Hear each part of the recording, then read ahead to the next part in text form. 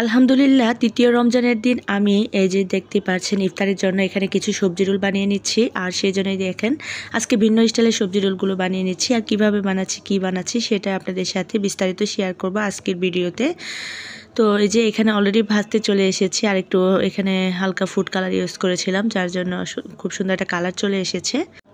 Hello everyone, আসসালামু আলাইকুম, welcome back to my another new blog. সবাই কেমন আছেন? আশা করছি কাছে কিংবা দূরে, দেশ এবং দেশের বাইরে যে যেখান থেকে বসে আমার ব্লগ ভিডিওটি দেখছেন সবাই অনেক ভালো আছেন, সুস্থ আছেন।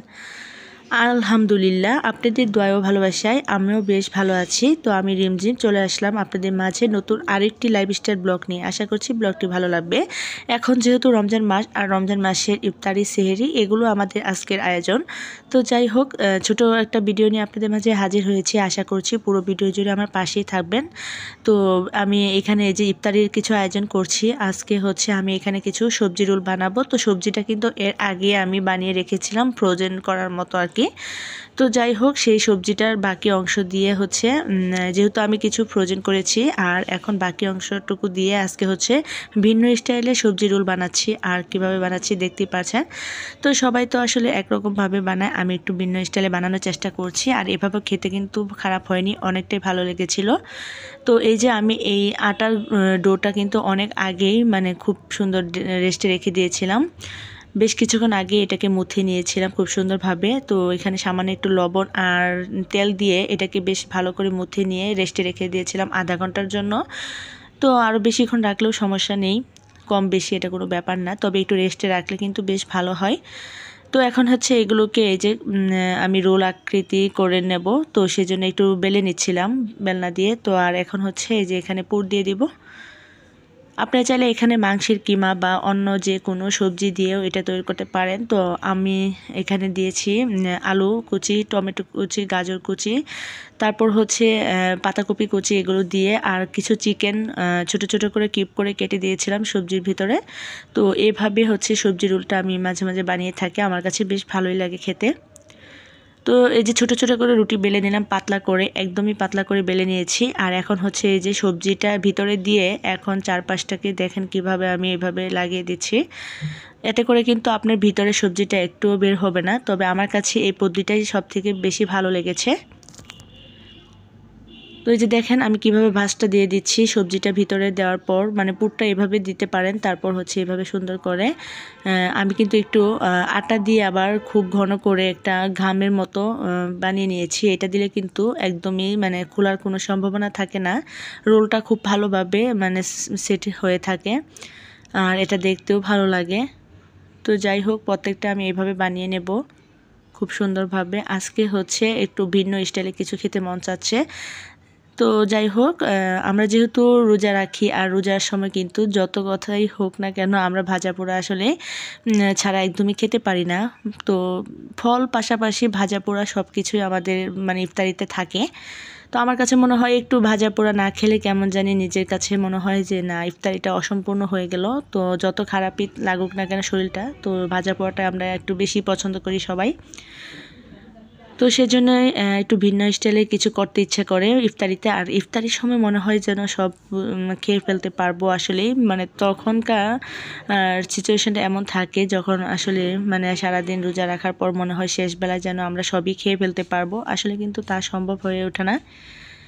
ইফতারি তৈরি করার পর সামনে যখন নিয়ে বসে থাকি তখন সব কিছু দেখলে মনে হয় যে আল্লাহ কখন খাবো, কিভাবে খাবো, সব খেতে পারবো, সবই খেয়ে ফেলবো আজকে। তো পরবর্তীতে দেখা যায় যে আর কিছুই খেতে পারি না আসলে, পানি খাওয়ার পর একটু মানে শরবত খাওয়ার পর আসলে তেমন কোনোভাবেই খাওয়া যায় না। তো যাই হোক, এইভাবে প্রত্যেকটা দিন আমাদের চলে।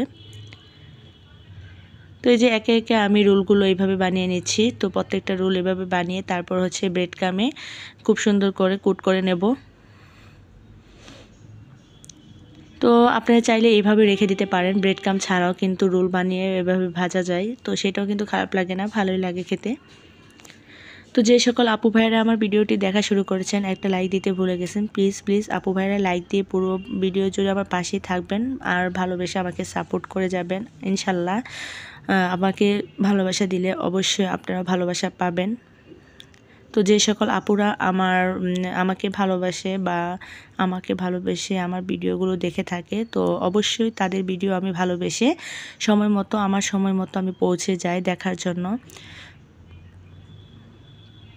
তো যারা আমার রেগুলার ভিউয়ার্স আপু হতে চান, চাইলে আমার সাথে যুক্ত হতে পারেন, নতুন বন্ধু ভেবে আমাকে পাশে রাখতে পারেন, তাহলে দেখবেন অবশ্যই আপনারাও সাপোর্ট পাবেন, ভালোবাসা পাবেন। কারণ এখানে আসলে এই প্ল্যাটফর্মে একজন আরেকজন সাপোর্ট না করলে কিন্তু কেউ সামনের দিকে এগিয়ে যেতে পারবো না। সেজন্য সবাইকে সাপোর্ট করার চেষ্টা করব, দেখবেন যে আমরাও সবাই সামনের দিকে এগিয়ে যেতে পারবো ইনশাআল্লাহ। তো এই যে প্রত্যেকটা রুলি আমি এভাবে বানিয়ে নিচ্ছিলাম, একদমই পাতলা রুটির মতো করে বেলে। তো আমার কাছে খুবই সহজ লেগেছে এই পদ্ধতিটা, আর খেতেও কিন্তু খারাপ হয়নি, ভালোই লেগেছিল। তো আপনারা চাইলে যে কেউ এভাবে বানিয়ে ফেলতে পারেন সবজি রোল। তো এই যে সবগুলো রুলি আমার এখন বানানো হয়ে গেছে। এই পর্যায়ে আমি এখানে দেখেন, এই যে আমার যে আটার ব্যাটারটা ছিল সেখানে একটা ডিম ভেঙে দিলাম। আটা আর ডিমের এই মিশ্রণে হচ্ছে আমি রোলগুলোকে একদমই গড়িয়ে নেব। তো এটা একটু পাতলা করব আর কি, এইভাবে মিশ্রণটাকে একটু পাতলা করে নিলে সামান্য একটু পানি দিয়ে এটাকে পাতলা করে তো কুট করে নেব।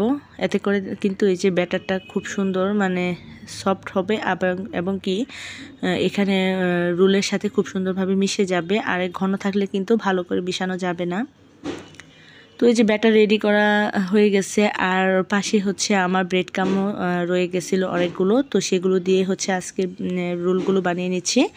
তো যাই হোক, এই যে এখন হচ্ছে আমি দেখতে পাচ্ছেন এই যে ব্যাটারে কুট করে নিচ্ছি। তারপর হচ্ছে আমি এখানে কিছু সামান্য পরিমাণের ফুড কালার ইউজ করেছি একটু কালার হওয়ার জন্য। আপনারা চাইলে এটাকে সাদাও রাখতে পারেন। তো সাদাও আমি রেখেছি অনেকগুলো, যেহেতু ওগুলো ফ্রোজেন করে রেখেছি সেজন্য দেখানো হয়নি। তো আজকে হচ্ছে এই যে আমি এইভাবে একটু ফুড কালার ইউজ করে নিলাম, এতে করে দেখবেন যে দোকানের মতো খুব সুন্দর একটা পারফেক্ট কালার হবে।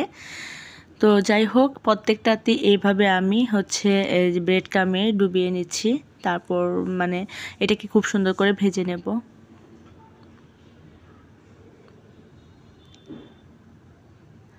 তো প্রত্যেকটা রমজানে কিন্তু আমরা আসলে ভাজা পোড়াটা অনেক বেশি পছন্দ করি, আর সবাই হচ্ছে ঘরে কম বেশি ভাজা পোড়াটা বানিয়ে থাকে। তো আমার হাজব্যান্ড হচ্ছে বেশিরভাগ সময় আমাকে কিনেই মানে দেয় সব কিছু। তারপর আমার মনে হয় যে না, মাঝে মাঝে কিছু নিজের তৈরি করা মানে জিনিস খেতে কিন্তু ভালো লাগে, সেই জন্য একটু আনকমন কিছু তৈরি করতে চেষ্টা করলাম। আর যেহেতু মানে ভাজা পোড়া অনেক কিছু কেনাই হয় ইফতারিতে, তো সেজন্য আজকে আনকমন কিছু তৈরি করার চেষ্টা করলাম। তো ইফতারিতে ডিফারেন্স কোনো কিছু খেতে কিন্তু অনেক বেশি ভালো লাগে। আর এই যে এখন হচ্ছে আমি অলরেডি রোলগুলো ভাজতে চলে এসেছি, আর ভাজা হয়ে গেছে অলরেডি।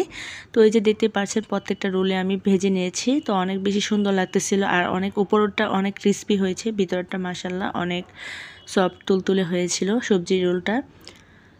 আর এখানে অলরেডি আমার ইফতারি রেডি হয়ে গেছে। আজকে হচ্ছে হাজব্যান্ডকে ছাড়া ইফতারি করব, একদমই একা, দুই বাচ্চাকে নিয়ে। আর আমার শাশুড়ি মা সবাই বাসায় রয়েছে, তো তারাও ইফতারি করছে। তবে আমার দুই বাচ্চাকে নিয়ে আসলে সবার সাথে ইফতারি করাটা অনেক বেশি কঠিন হয়ে যায়, কারণ বাচ্চারা এত বেশি দুষ্টামি করে, তাদের দুষ্টামির জন্য আসলে সবার সাথে বসে ইফতার করাটা অনেক কঠিন হয়ে যায়। তবে আজকে একা একা ইফতার করে নিচ্ছি।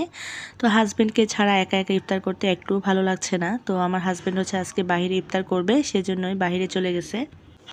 তো যাই হোক, কি আর করার, একা একা ইফতার করছি বাচ্চাদেরকে নিয়ে। আর বাচ্চারা তো এত বেশি আমাকে ডিস্টার্ব করে ইফতারের সময়, তো তারাই সবার আগে খেতে চায়। তো যাই হোক, কি আর করার, বাচ্চারা যেহেতু আছে তো তাদেরকেই তো আগে খাওয়াতে হবে, এটাই স্বাভাবিক। তো আজকের মতো এই পর্যন্তই।